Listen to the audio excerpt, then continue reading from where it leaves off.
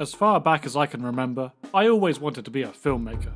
Then I watched Bikini Guillotine, and now I just want to die.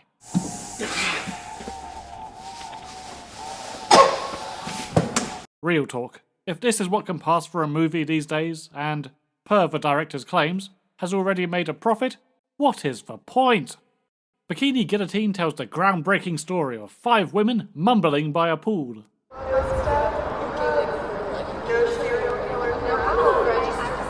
The setup for the plot occurs in a throwaway sentence. This guy Dave heard there was a killer on the loose, but oh well, pool party. Dave was right. Dave. And the ladies are bumped off. Well, that's the quickest synopsis I've ever done, and that's after really padding it out. So what? There's not much to the story? Who cares? That's never stopped a slasher movie before. Perhaps the characters are riveting enough to drive the narrative themselves. Think again! You know characterization will be non-existent when none of the women even have names. Any dialogue is clearly improvised, and at best amounts to awkward small talk. Yeah, I just love animals, and I love helping animals, and I love being around them, especially horses. I have horses now. What about you? So, trigger warning for anyone who still harbours repressed PTSD from school drama class. That is, if you can even understand a single word that's spoken. I could so see you have fun with that day. For some reason unknown to man or beast, the mics were placed inside the pool. Ooh, fully immersive. It's like we're really there. Genuinely, my subtitles gave up trying. Maybe I should have too. No, if I had switched off the film, think of all the things I would have missed. Girls saying woo.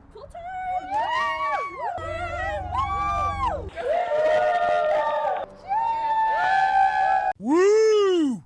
The scene of them chilling by the pool, but starts at 7 minutes 30 seconds and ends at 26 minutes 30 seconds. The assistant cameraman capturing B-roll on his phone from essentially the same angle as the main camera. The very same assistant advising director Jamie Greffrey on how to shoot the scene on mic. Hi, Jamie. The only scary moment in this horror movie being a big old crackle on the soundtrack. But what was it? Was it the clapperboard guy missing his cue by 35 seconds? Who am I kidding? These guys couldn't afford a clapperboard. No, it was those fucking plastic cups. No, not those ones. Who could forget the only actual attempt at a jump scare that forgot it was supposed to both jump and scare you? This is how you're supposed to do it, Bikini Guillotine, Christ! Quick, focus on that stretch of grass. Was the director distracted? Was the editor? No, it's totally fine. None of us have even posted on social media. That's okay. None of us are posting on social media. We're fine. Totally. There's a lunatic that literally just escaped Brunswick Academy. Some lunatic literally escaped Brunswick Academy. That's alright. It's just us girls having fun. Yeah, I mean, it's just us girls. What's the worst that can happen? What's the worst that could happen? Why do the same scenes keep repeating? Feels like copy and paste errors. Don't drink and edit, kids. Why are random effects used, such as audio filters and reversed clips? Why are half of the scenes in slow motion? To pad out the runtime, obviously. But even then, it's still only 65 minutes long. How embarrassing. How embarrassing. Ask any horror fan what their favourite scenes are. Of course they'd all say the long, boring moments where characters wander alone, repeating, hello? Hello? Hello? Hello?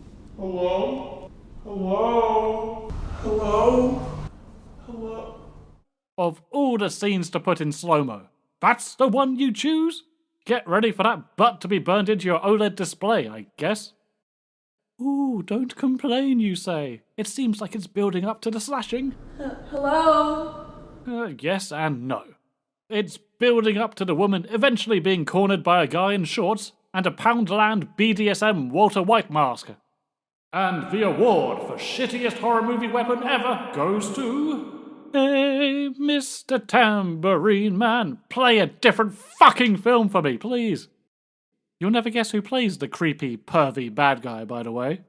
What? Really? The writer-director himself? What? The villainous amateur percussionist also has hypnotic powers, which further drains the scene of any morsel of suspense, if there had been any. The victim is under their spell, allowing the man to jiggle his toddler's arts and craft project at the frozen women.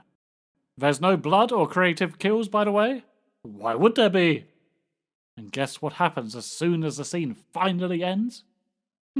Besides cutting back to the pool, where the victim inexplicably still is, we follow yet another girl go through the exact same rigmarole at excruciating length. Hello. She strolls, she dies. And when that scene ends, another girl, same stroll, same fate. And when that scene ends, another girl, same stroll, same fate.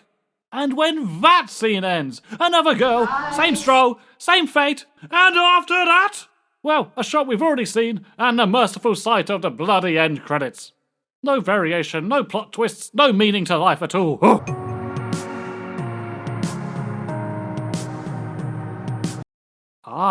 But maybe there is meaning to be found. This could be the greatest meta-movie ever made. Oh, what a scathing commentary on slasher films this is, and their degrading views on women.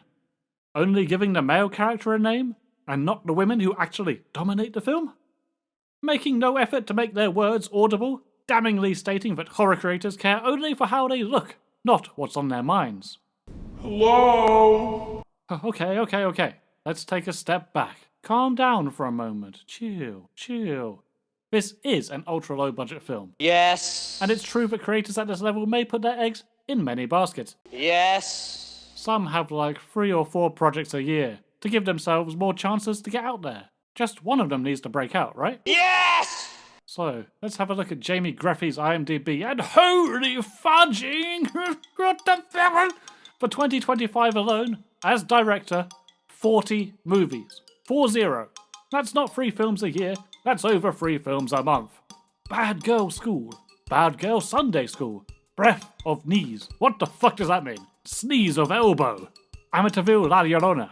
Chupacabra versus La Llorona. La Llorona Kama Sutra.